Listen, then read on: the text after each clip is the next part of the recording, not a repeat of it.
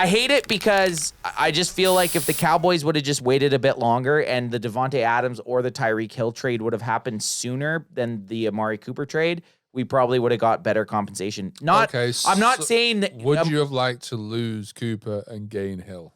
Oh well, fuck, without a doubt. I know, but like you'd have to trade Cooper and probably a first and second. Yeah, but I don't think. I mean, yeah, you know what? Actually, how about Cooper and LVE for Hill? In a fucking I in a perfect world, it happened. It happened somewhere in Madden. It's done. I mean, I can agree with you on that. The fact that what's happening there, it pisses you off. Crack if you got 'em if you got 'em, son. It's not great for the Cowboys, but it has nothing to do. Like it doesn't.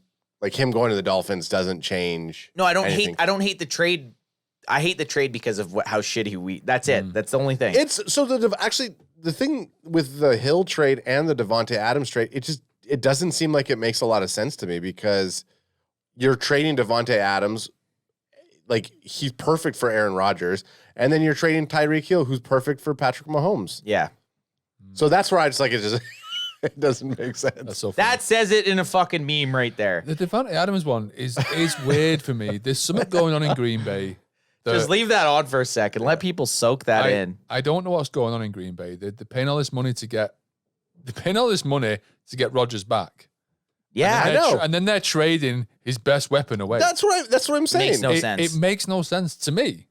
Like, hey, guess what? We play Green Bay this year, so that's who good gives for a us. shit? That's good for us. Like, so when literally, Davante Adams for me is the best wide receiver in the NFL, Yeah, and then without a doubt. Yeah, is that because you had him? I've had him for like 3 years. So do you?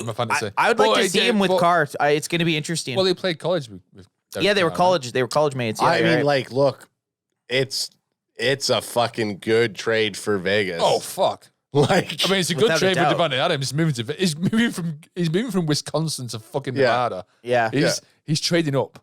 Yeah. Well, you're right. If only for weather. I was gonna say, think about for even just weather. Yeah. Right. If he's playing a playoff game at home, well, he's not gonna have what happened against San Fran. You know, exactly. Because it was cold. That game against San Fran was like, it was a cold game. It's supposed to be one of the colder games. Huge fucking. It's huge, point, right? Especially when you're a skill player. Massive. Yeah.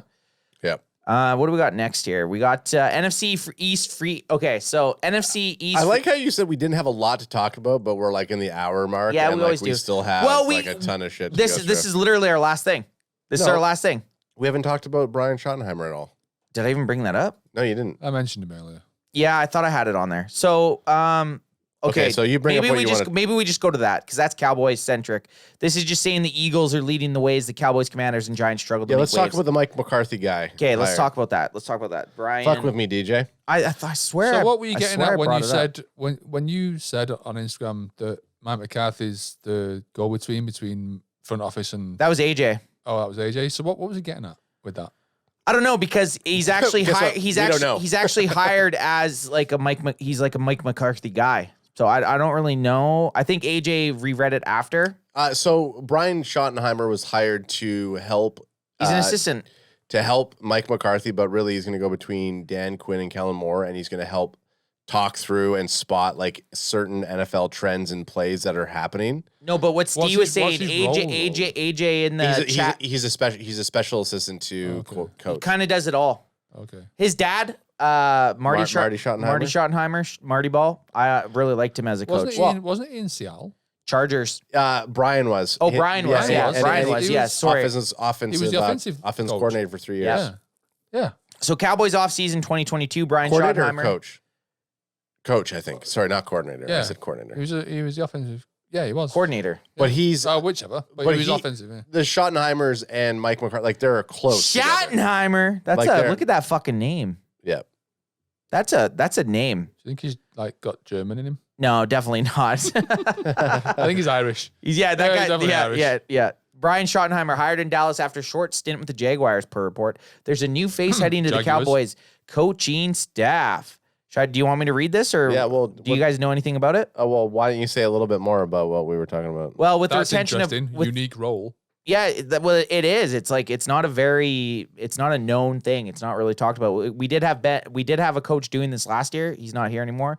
He's going to be Giants? basically with the retention of both offensive coordinator Kellen Moore and defensive coordinator Dan Quinn. The Dallas Cowboys are mostly set to see the return of the coaching staff, led by head coach Mike McCarthy, who led the team to a 12-5 season, but also disappointing showing in the first round playoff exit. Let's do a draw with 13 seconds left. I'm talking about the